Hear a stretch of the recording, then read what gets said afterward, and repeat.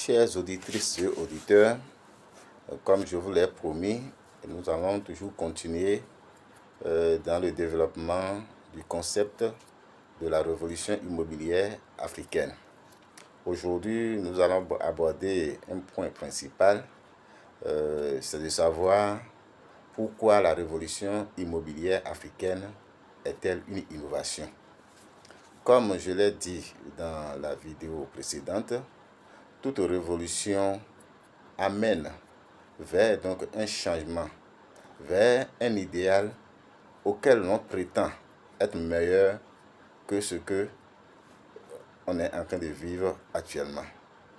Et je disais dans la vidéo précédente que la révolution immobilière africaine n'est pas une nouvelle création.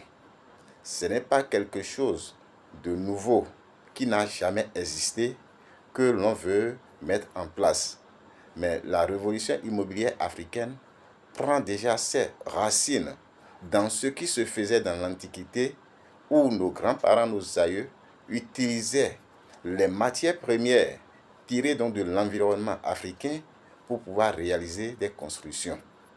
Et nous savons que dans l'histoire de l'Afrique, que nos grands-parents, nos aïeux, ils tiraient des forêts, ils tiraient des collines, ils tiraient donc de la terre rouge tous les matériaux dont ils avaient besoin pour construire leurs maisons, que ce soit dans des maisons de bas niveau comme de haut niveau.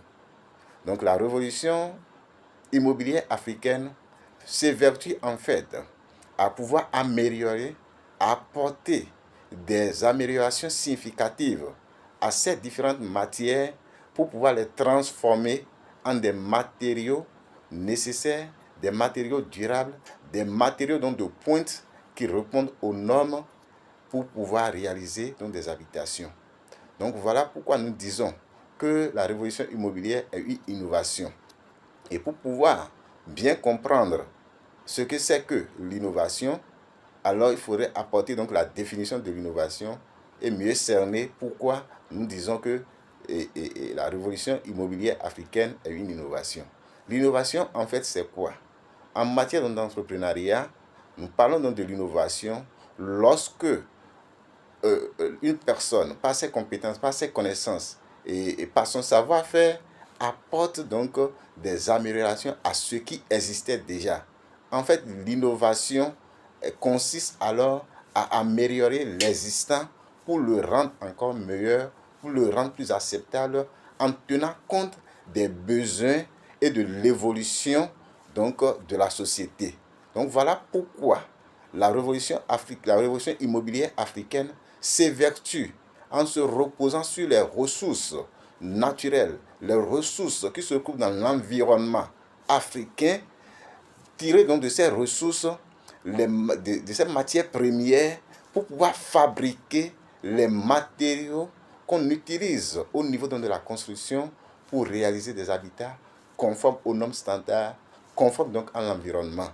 Donc voilà pourquoi nous disons que la révolution immobilière africaine est une innovation et non une nouvelle création.